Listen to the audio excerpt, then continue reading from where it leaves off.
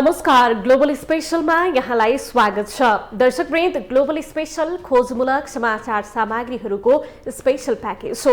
हामी जनसरोकारका हरेक विषयको गहिरो अध्ययन गर्दै सत्य तथ्यलाई उजागर गर्ने प्रयास गर्दछौँ। सत्य, तथ्य र निष्पक्ष समाचारको प्याकेज दिने हाम्रो प्रयास निरन्तर जारी छ।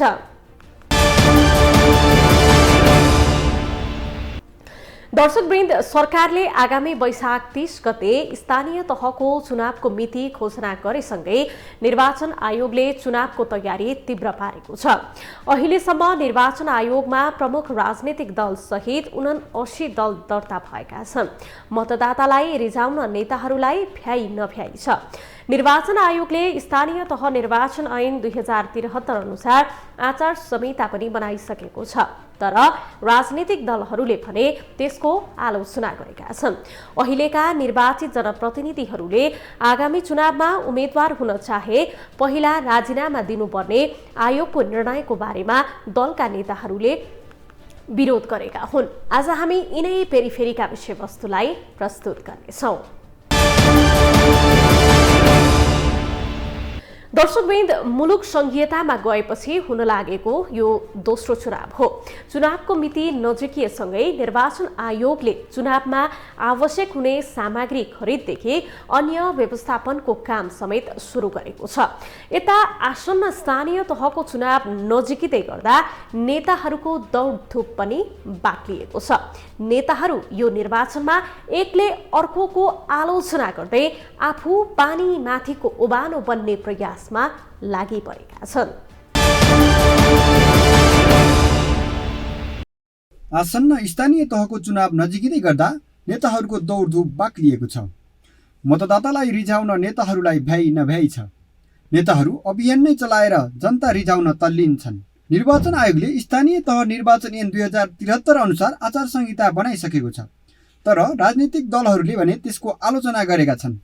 अर्कोतर्फ नेताहरू यो निर्वाचनमा एकले अर्कालाई आलोचना गर्दै आफू पानीमाथिको ओभानो बन्ने प्रयासमा लागि परेका छन्।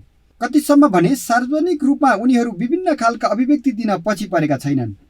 एकातिर सत्तारूढ गठबन्धनले, अर्कातिर नेकपा एमालेलाई एक अर्काको उचितो काट्न व्यस्त छन्। यस्तोमा नेकपा एमालेका अध्यक्ष केपी शर्मा ओलीले आगामी चुनावबाट गठबन्धनमा रहेका दलहरू समाप्त हुने दाबी गरेका छन्।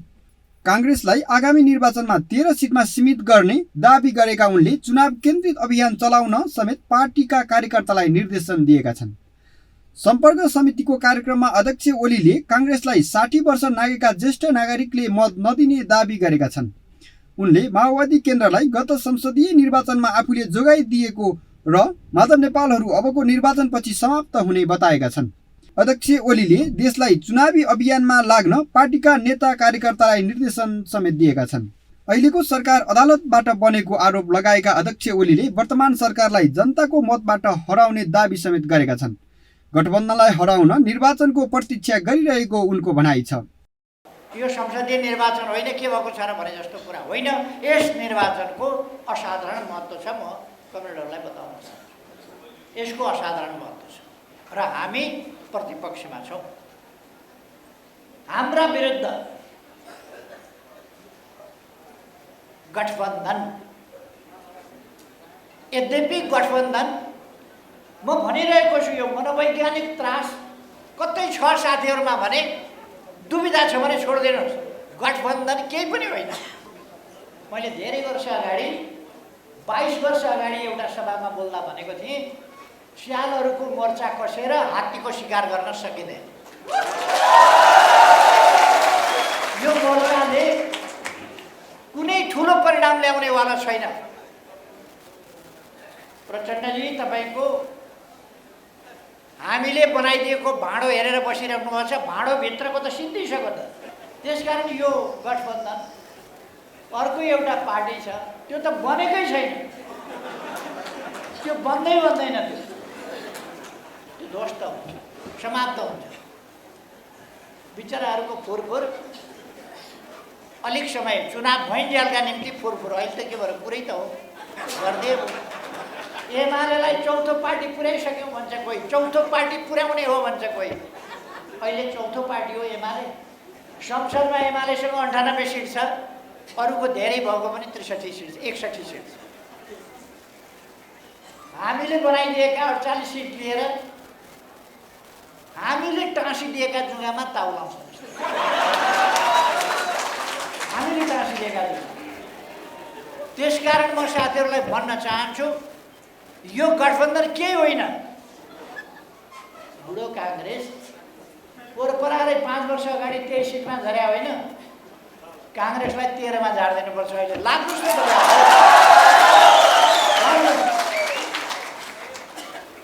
बुढाबुढी ज्येष्ठ नागरिकहरूले 60 भन्दा माथिका मान्छेले काङ्ग्रेसलाई भोट हाल्दैनन्। भत्ता खाने बेला भइसकेका हुन्छ या भत्ता लिइराखेका हुन्छ। भत्ता लिइराखेकाले पनि हाल्दैन, भत्ता पाउने बेलाको पनि हाल्दैन। किन हाल्ने काङ्ग्रेसलाई भोट?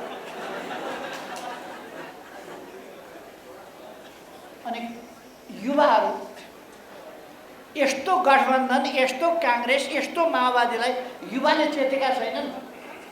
त्यसकारण अब युवाले पनि भोट हाल्दैनन्। यता सत्ता साझेदार नेकपा एकीकृत समाजवादीका सम्मानित नेता जलनाथ खनालले आगामी निर्वाचनमा नेकपा एमालेले सबैभन्दा ठूलो पराजय पाउनुपर्ने बताएका छन्।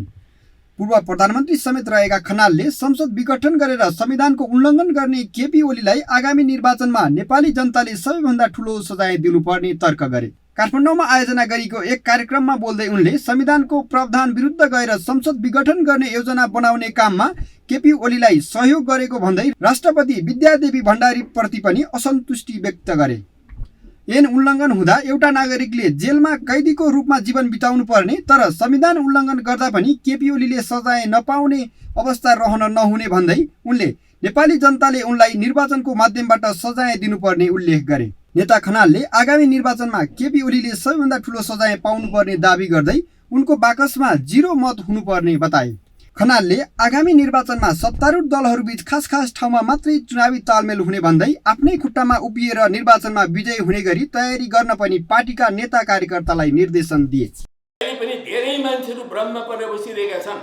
त्यो भ्रममा परेर कोही कसको पछि लागेका छन्, कोही कसको पछि लागेका छन्। त्यो ढङ्गको अवस्था छ, तर क्रान्तिकारी कार्यदिशाको पछाडि लाग्न सकिरहेका छैनन्। त्यसो हुनाले हामीले सही वैचारिक क्रान्तिकारी दिशा अगाडि सार्ने, नीति अगाडि सार्ने, सिद्धान्त अगाडि सार्ने र त्यसको आधारमा कम्युनिस्ट आन्दोलनभित्रका सम्पूर्ण साथीहरूलाई रूपान्तरित गरेर एउटा साँच्चै नै एकीकृत शक्तिशाली कम्युनिस्ट पार्टी निर्माण गर्ने उद्देश्यलाई पनि हामीले अगाडि राखेर जानुपर्ने हुन्छ। त्यसरी मात्रै हामी क्रान्तिको एउटा बलियो हतियार हामी निर्माण गर्न सक्छौँ। त्यसकारण यसरी अगाडि बढ्नको लागि हाम्रो सामु यति बेला दक्षिणपन्थी अवसरवाद एउटा ठुलो खतराको रूपमा, अवरोधको रूपमा, समस्याको रूपमा हाम्रो सामु छ। त्यो अवसरवादका विरुद्ध लड्नुपर्ने हुन्छ। हेर्नुहोस्, त्यो अवसरवादले के अपराध गर्यो नेपालमा, नेपालको कम्युनिस्ट आन्दोलनका विरुद्ध के गर्यो, त्यो बारेमा तपाईँहरू जस्ता युवाहरूले बडो गहन ढङ्गले अध्ययन गर्नुभयो। श्रृङ्खलाबद्ध रूपले यो अवसरवाद भनेको यस्तो चिज हो भनेर तपाईँहरूले बुझ्नुभयो र त्यो बुझेको चिजलाई आम जनताको बिचमा लान सक्नुभयो भने एउटा ठुलो वैचारिक क्रान्ति हुन्छ नेपाली समाजमा। त्यसो हुनाले म त्यसबारेमा 1-2वटा कुराहरू भन्छु। सबभन्दा पहिलो, खड्गप्रसाद शर्मा ओलीको नेतृत्वमा जुन दक्षिणपन्थी गुट प्रकट भयो, त्यो गुटले गरेको सबभन्दा पहिलो अपराध भनेको के हो भने नेपाली जनताले 72 वर्ष करिब अथवा 70 वर्षभन्दा लामो समयदेखि चलाउँदै आएको सङ्घर्षको फलको रूपमा हाम्रो देशमा 2/3 बहुमतको संसद निर्माण भएको थियो। त्यो 2/3 बहुमत भएको संसदको महत्त्व के हो त भन्दाखेरि त्यो संसदबाट तपाईँ हामी जतिसुकै क्रान्तिकारी नीति पनि निर्माण गर्न सक्थ्यौँ, त्यहाँबाट जतिसुकै क्रान्तिकारी कार्यक्रम पनि हामी बनाउन सक्थ्यौँ, त्यहाँबाट हामी जतिसुकै जनमुखी र क्रान्तिकारी बजेट पनि हामी बनाउन सक्थ्यौँ, त्यहाँबाट हामी जतिसुकै क्रान्तिकारी अथवा जनमुखी जे भन्नुहोस् हामी ऐनहरू बनाउन सक्थ्यौँ, प्रगतिशील ऐनहरू बनाउन सक्थ्यौँ र नेपाली समाजलाई रूपान्तरण गर्नुको निम्ति हामी ठुल्ठुला अभियानहरू सञ्चालन गर्न सक्थ्यौँ।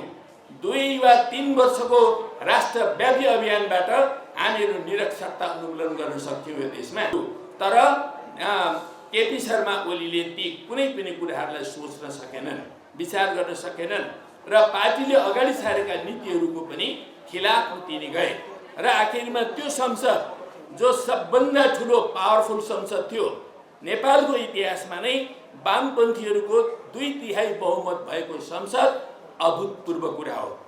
भविष्यमा कहिले बन्छ थाहा छैन, भविष्यमा तपाईँ हामीले धेरै मेहनत गर्नुपर्ने हुन्छ, तर बनिसकेको संसदलाई पटक पटक विघटन गरेर नेपाली जनताको जुन एउटा शक्ति हो त्यो शक्तिलाई ध्वस्त पार्ने काम चाहिँ खड्गप्रसाद शर्मा ओलीको सबभन्दा ठुलो अपराध हो र यो दक्षिणपन्थी अवसरवाद पनि हो। यो सबभन्दा पहिलो कुरा, त्यसको हामीले भण्डाफोड गर्नुपर्ने हुन्छ। दोस्रो कुरा भनेको संविधान, जसलाई हामीले संविधान सभाबाट निर्माण गर्यौँ, त्यो संविधान निर्माण गर्दाखेरि हामी सबैले आम रूपमा भन्ने हो भने एकाध मान्छेहरूका ससाना अन्तर्विरोधहरू बाहेक अरू सबै हिसाबले हामीले चाहिँ नि सर्वसम्मतिले त्यो बनाएका थियौँ र त्यो बनाउँदाखेरि हामीले संविधानका अनेकन धाराहरूको साथसाथै धारा 76 पनि हामीले 4-5 घन्टा लगाएर बनाएका थियौँ। त्यति बेला धेरै बहस गरेर छलफल गरेर कसो गर्दाखेरि चाहिँ संसदले 5 वर्ष काम गर्न सक्छ र एउटा स्थायित्व दिन सक्छ देशलाई भन्ने हामीले बनाएका थियौँ, जसको सही हस्ताक्षरकर्ता त्यही केपी ओली भन्ने मान्छे पनि हुन्, विद्या भण्डारी भन्ने मान्छे पनि हुन्। तर उनीहरूले चाहिँ आखिरमा के गरे भन्दाखेरि त्यो संविधानका प्रावधानहरूका विरुद्ध गएर चाहिँ नि संसदको विघटन गर्ने कामहरूको योजना बनाए। यो अर्को दक्षिणपन्थी अवसरवाद हो, दक्षिणपन्थी भड्काउको कुरा हो, अपराधको कुरा पनि हो। त्यो संविधान कसैले उल्लङ्घन गर्दाखेरि भन्दा पनि एउटा सामान्य ऐन उल्लङ्घन गर्यो भने मान्छे जेल जान्छ, हो कि होइन? कैयौँ वर्षसम्म जेलमा कैदी भएर बस्नुपर्ने स्थिति हुन्छ।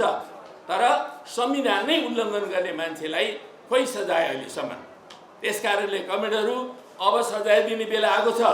अब यो आउने निर्वाचनमा केपी ओलीले सबभन्दा ठुलो सजाय पाउनुपर्छ र उनले उनको बाकसमा 0 मत पाउनुपर्छ, 0 मत। तब मात्रै वास्तवमा चाहिँ नि नेपाली जनताले सही ढङ्गले संविधानको रक्षा गरेको ठहरिन्छ, तब हामीले पनि संविधानको रक्षा गरेको ठहरिन्छ। यसरी यस्ता खालका अपराधिक कामहरू उनले गरेका छन्। यस्तै संस्कृति पर्यटन तथा नागरिक उड्डयन मन्त्री प्रेम बहादुर आलेले स्थानीय तह निर्वाचनमा 60% जित हासिल गर्ने घमण्ड नगर्न एमाले अध्यक्ष केपी ओलीलाई चेतावनी दिए। एक कार्यक्रममा नेता आलेले ओलीको घमण्डका कारण बहुमतको सरकार ढलेको र प्रदेश सरकार पनि गुमाउनु परेको भन्दै सपना नदेख्न चेतावनी दिए। एकीकृत समाजवादीका नेता समेत रहेका मन्त्री आलेले उनले ओलीमा महाभारतको दुर्योधनमा भन्दा पनि बढी घमण्ड चढेको, तर जनताले त्यसको जवाब आगामी निर्वाचनमा दिने जिकिर गरे। मन्त्री आलेले मर्यादित पत्रकारिता गर्न पनि सञ्चार माध्यमलाई आग्रह गरे। कसै व्यक्तिको अहङ्कारले गर्दा सङ्घको सरकार पनि गयो, प्रदेशको सरकार पनि गयो। अझै त्यो व्यक्तिले अब आउने वैशाख 30 गतेको निर्वाचनमा 60% गाउँपालिका, नगरपालिका, उपमहानगरपालिका, महानगरपालिका जित्छु भन्ने जुन घमण्ड गरेको छ, यो घमण्ड मलाई कस्तो लाग्छ भन्दा महाभारतको दुर्योधन र हाम्रो नेपालको राजनेता बनाउँदो केपी ओली दुईटालाई दाजु भने अहङ्कारमा कुनै कमी छैन। महाभारतको दुर्योधन, एमालेको नेता केपी ओली, कुनै फरक छैन। दाजुस्, तपाईँहरू मूल्याङ्कन गर्नुहोस्, जनताले 30 गते यसको जवाब दिनेवाला छन्। निर्वाचनमा स्वस्थ प्रतिस्पर्धा हुनुपर्नेमा दलका शीर्ष नेताहरू नै एक अर्कालाई गलाउने र सिद्ध्याउने खेलमा लागेका छन्। निर्वाचन नजिकिएसँगै नेताहरूले आफ्ना एजेन्डा जनता सामु लैजानु परेमा अस्वस्थ दोहोरी प्रदर्शन गर्नु लोकतान्त्रिक मूल्य मान्यता विपरीत हो। तसर्थ चुनावलाई स्वस्थ मर्यादित बनाउन जरुरी छ। निर्वाचनका लागि घोषणा पत्र बनाउने काममा दलहरू जुटेका छन्। दलको दौडधुप हेर्दा स्थानीय तहको निर्वाचनले उनीहरूलाई थपक्कै छोपेको सहजै अनुमान लगाउन सकिन्छ। शीर्ष नेताले चुनावी अभियानमा लाग्न आफ्ना पार्टीका नेता कार्यकर्तालाई निर्देशन समेत दिइसकेका छन्। उनीहरू एकले अर्कोलाई आरोप लगाउँदै वर्तमान सरकारलाई जनताको मतबाट हराउँदै आफू 1 नम्बर आउने दाबी समेत गर्ने गरेका छन्। नेकपा माओवादी केन्द्रका अध्यक्ष पुष्पकमल दाहालले स्थानीय तहको निर्वाचनमा आफ्नो पार्टी पहिलो बन्ने सम्भावना रहेको दावी गरेका छन्। अध्यक्ष दाहालले सञ्चारकर्मीहरूसँग कुराकानी गर्दै विगतमा आफ्नो पार्टीलाई मत नदिएर गल्ती गरेको महसुस जनताले गरेको भन्दै स्थानीय तह निर्वाचनमा मतदान गर्ने विश्वास समेत व्यक्त गरेका छन्। संविधान बचाउने, देश बचाउने, लोकतन्त्र बचाउने र शान्ति प्रक्रियालाई पूर्णता दिने काम माओवादीबाटै सम्भव हुने भएकोले पनि स्थानीय तहको निर्वाचनमा आफ्नो पार्टीलाई पहिलो पार्टी बन्न सहज हुने अध्यक्ष दाहालको तर्क छ। अध्यक्ष दाहालले स्थानीय तहको निर्वाचन तोकिएकै मितिमा हुने भन्दै त्यस प्रक्रियामा सामेल हुन पनि सबैलाई आह्वान गरे। उनले जनतासँगको सम्बन्धलाई बलियो बनाएर निर्वाचनको तयारीमा जुट्न पनि पार्टीका नेता कार्यकर्तालाई सचेत गराएका छन्। अध्यक्ष दाहालले एमसीसी संसदबाट पारित गर्नुपर्छ भन्ने पक्षमा प्रमुख प्रतिपक्ष दल एमालेको पनि मत रहेको जिकिर गरे।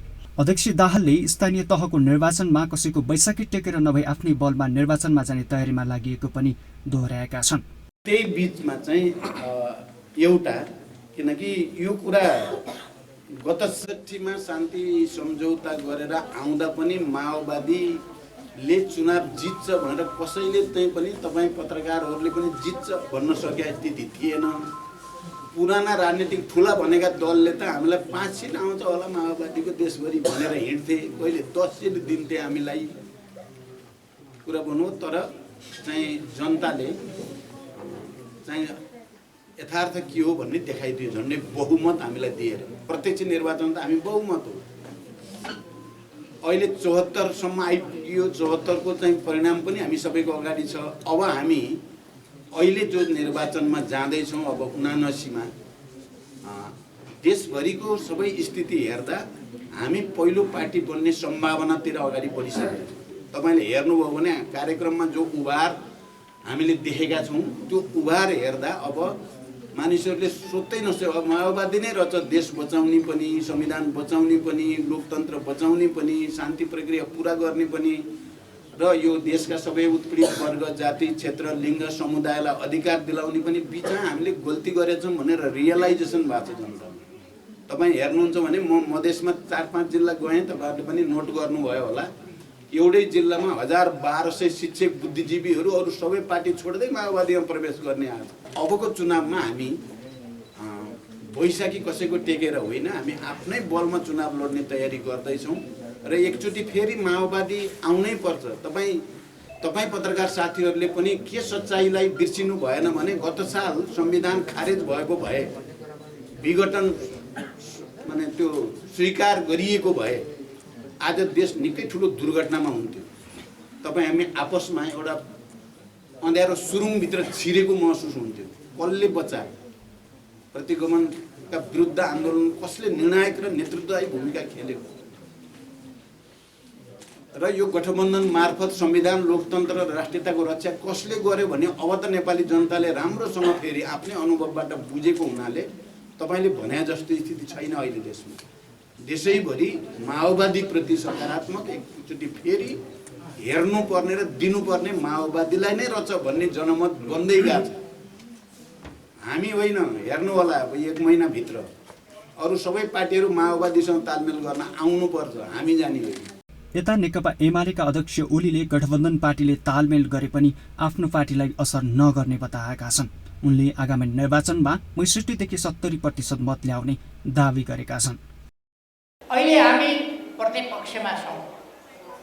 एउटा कुरा, हामी प्रतिपक्षमा छौँ र प्रतिपक्षबाट स्थानीय तहको निर्वाचनमा हामी बहुमतभन्दा बढी स्थानहरू ल्याउनु पर्नेछ, त्यस ठाउँमा पुग्नु पर्नेछ। अहिले 14,000 लगभग जनप्रतिनिधि हामीसँग हुनुहुन्छ 35,000 मध्ये। अब हामीले 20,000 भन्दा माथि जनप्रतिनिधि जिताउनु पर्नेछ। 753वटा पालिकाहरूमध्ये 400 भन्दा बढी ठाउँमा हामीले विजय हासिल गर्नुपर्नेछ। त्यसो गऱ्यौँ भने मात्रै हामी राष्ट्रिय सभामा भोलि हाम्रा प्रतिनिधिहरू लान सक्छौँ, एउटा कुरो। अर्को कुरो, त्यसो गर्दा मात्रै हामी देशको विकासको कामलाई स्थानीय तहबाट, स्थानीय तहदेखि जनताको सेवा, देशको विकास, भ्रष्टाचार नियन्त्रण र अन्त्य, यी कुराहरूमा अगुवाई गर्न सक्दछौँ। हामीले जित्यौँ भने मात्रै। त्यसकारण हामीले जित्नुपर्दछ। जाल जेल टिकटक गरेर हामीलाई हराएको छ, हटाएको छ सरकार। देशलाई बर्बाद बनाउने काम भयो यही 6-7 महिना 1 वर्ष अगाडिदेखि। अनेक अस्थिरताका खेलहरू भए, तमासाहरू भए र 8-9 महिनादेखि अहिले सरकार परिवर्तन गरेर देश बर्बादीतर्फ धकेलिँदैछ। अब हामीले निर्वाचनको प्रतीक्षा गर्नु छ र निर्वाचनमा विजय हासिल। त्यस कारण म कमरेडहरूलाई आग्रह गर्न चाहन्छु, हामीले यस निर्वाचनबाट पछिको संसदीय र प्रादेशिक निर्वाचनहरू, ती निर्वाचनहरूको झलक दिनु छ ताकि यिनीहरूको मनमा अहिलेदेखि ढ्याङ्ग्रो ठोकियोस्, यिनलाई अहिलेदेखि निन्द्रा लाग्न छोडोस्, यिनलाई अहिलेदेखि खाना रुच्न छोडोस्। यिनीहरू निन्द्रामा जुक्क उठेर आयो एमाले आयो आयो आयो आयो निन्द्रामा जुरुक उठ्ने बनाइदिनुपर्छ। अहिलेदेखि यो कुरा हामीले जनताका बिचमा लानुपर्छ। यिनीहरू कम्युनिस्ट हुन् भन्ने भ्रम छोड्नुहोस् कमरेडहरू। यिनीहरू कम्युनिस्ट होइनन्। कम्युनिस्ट पार्टी फुटाएर, कम्युनिस्ट पार्टीको सरकार ढालेर, कम्युनिस्ट पार्टीलाई कमजोर पारेर एमाले सिद्ध्याउँछु, एमालेको घाममा ग्रहण लाग्यो अरे, घाम अस्तायो अरे, मानव नेपालका भाषण सुन्नु। नेपाली कांग्रेसका प्रवक्ता डाक्टर प्रकाश शरण महतले आगामी वैशाखमा हुने स्थानीय तहको चुनावको तयारी तीव्र बनाउन निर्देशन दिएका छन्। महामन्त्री शर्माले नागरिकको घर घरमा पुगेर स्थानीय तहको चुनावमा कांग्रेसलाई नै पहिलो पार्टी बनाउने दावी गरे। दोस्रो, नेपाली कांग्रेस पार्टीले स्वाभाविक छ कि अहिले जे जस्तो राजनीतिक अवस्था छ देशमा बितेको 5 वर्षमा देखियो कि जनताले सरकार बनाउने जिम्मा चाहिँ कम्युनिस्ट पार्टीलाई लगाउने, तर कम्युनिस्ट पार्टीले चाहिँ चलाउन नसकेर फेरि हामीलाई सुम्पिने। जनता समक्ष हाम्रो अपिल के हुन्छ भन्दा तपाईले कम्युनिस्ट पार्टीलाई जिम्मा लाउने र कम्युनिस्ट पार्टीले हामीलाई जिम्मा लाउने भन्दा सिधै नेपाली कांग्रेस पार्टीलाई जिम्मा लगाउनुहोस्। बितेको 5 वर्षको समीक्षा गर्नुहोस्। 5 वर्षको अवधिमा कमरेड केपी ओलीले नेतृत्व गर्नुभएको सरकारका जे जस्ता जनविरोधी, संविधान विरोधी, भ्रष्टाचार तर्फका कदमहरू भए त्यसलाई गहिरो समीक्षा गर्नुहोस्। र यही 5 वर्षको अवधिमा सरकारमा जाने भन्ने म्यान्डेट जनताबाट नहुँदा पनि परिस्थितिको बाध्यताले संविधान रक्षाका लागि सरकारमा गएको कांग्रेसले छोटो अवधिमा 70% भन्दा बढी नागरिकलाई खोप लगाएको, जनताको जीवन रक्षालाई प्रधान विषय बनाएको र आगामी निर्वाचनसम्म पुग्दै गर्दा प्रायलाई लगाइसक्ने जे संकल्प लिएको छ त्यसलाई पनि विश्लेषण गर्नुहोस्। नेपाली कांग्रेस पार्टीले एमसीसी पास गर्दै गर्दाखेरि भनेको वाक्यलाई पनि विश्लेषण गरिदिनुहोस्। बानेश्वरको चोकमा नारा लगाइरहेको युवकको भोट मात्रै हेऱ्यो होला कम्युनिस्ट पार्टीले, कुनै कम्युनिस्ट पार्टीले, तर कांग्रेस पार्टीले उसको भोट मात्र हेर्नु, उसको भविष्यलाई हेऱ्यो। निर्वाचनमा गएपछि जित्ने भन्ने कुरो त पहिलो रूपमा हरेक दलको हुन्छ, तर सायद नेपाली कांग्रेस पार्टी यो अभियानको क्रममा पहिलो दल बन्दैछ जसले के भन्दैछ भन्दा निर्वाचनमा प्रतिस्पर्धा गर्ने क्रममा नेपाली कांग्रेस पार्टीको यो अभियान मार्फत सबै पार्टी पंक्तिलाई आचार संहितालाई अक्षरशः पालना गरेर मर्यादित ढङ्गको निर्वाचन प्रणालीमा जाने, निर्वाचनमा जाने भन्ने पनि हामी प्रशिक्षित गर्दैछौँ। नेपाली कांग्रेस पार्टी आफूले पनि मर्यादित ढङ्गले चुनाव लड्न पार्टी पंक्तिलाई भन्छ र अन्य दललाई पनि मर्यादित ढङ्गले चुनावमा जाउँ भनेको छ। सरकारले आगामी 30 गते स्थानीय तहको चुनावको मिति घोषणा गरेसँगै निर्वाचन आयोगले चुनावको तयारी तीव्र पारेको छ। मुलुक संघीयतामा गएपछि हुन लागेको यो दोस्रो चुनाव हो। चुनावको मिति नजिकिएसँगै निर्वाचन आयोगले चुनावमा आवश्यक हुने सामग्री खरिददेखि अन्य व्यवस्थापनको काम समेत सुरु गरेको छ। अहिलेसम्म निर्वाचन आयोगमा प्रमुख राजनीतिक दलसहित 79 दल दर्ता भएका छन्। 5 वर्ष अघि सम्पन्न स्थानीय तहको निर्वाचनमा 1 करोड 40 लाख मतदाता रहेका थिए। यो पटक 1 करोड 62 लाख बढी मतदाता पुगेको आयोगले बताएको छ। निर्वाचनका लागि 2 लाख कर्मचारी परिचालन गरिने आयोगले जनाएको छ। दर्शकवृन्द, निर्वाचनमा स्वस्थ प्रतिस्पर्धा हुनुपर्नेमा दलका शीर्ष नेताहरू नै एक अर्कालाई गलाउने र सिद्ध्याउने खेलमा लागि परेका छन्। निर्वाचन नजिकिएसँगै नेताहरूले आफ्ना एजेन्डा जनता सामु लैजानु पर्नेमा अस्वस्थ दोहोरी प्रदर्शन गर्नु लोकतान्त्रिक मूल्य मान्यता विपरीत हो। तसर्थ चुनावलाई स्वस्थ मर्यादित बनाउन उत्तिकै जरुरी छ। अघिल्लो प्रतिनिधि सभा निर्वाचनमा समानुपातिक तर्फ 3% तथा प्रत्यक्षतर्फ 1 सिट प्राप्त गरेको दलहरूलाई राजनीतिक दल सम्बन्धी ऐनले राष्ट्रिय दलको मान्यता दिने व्यवस्था गरेको छ। त्यसै अनुसार राष्ट्रिय मान्यता पाएका दलहरूबाहेक भने उनीहरूकै चुनाव चिन्ह नदिने आयोगले बताएको छ। 5 वर्ष अघि सम्पन्न स्थानीय तहको निर्वाचनमा 1,40,00,000 मतदाता रहेका थिए। यो पटक 1,62,00,000 बढी मतदाता पुगेको आयोगले बताएको छ। निर्वाचनका लागि 2 लाख कर्मचारी परिचालन गरिने निर्वाचन आयोगले जनाएको छ। हवस् त आजलाई ग्लोबल स्पेशल यति नै। भोलि अर्को विषयको सामग्री लिएर हामी आउने नै छौँ। तबसम्मका लागि तपाईँ ग्लोबल टेलिभिजन सँगै रहनुहोला। नमस्ते।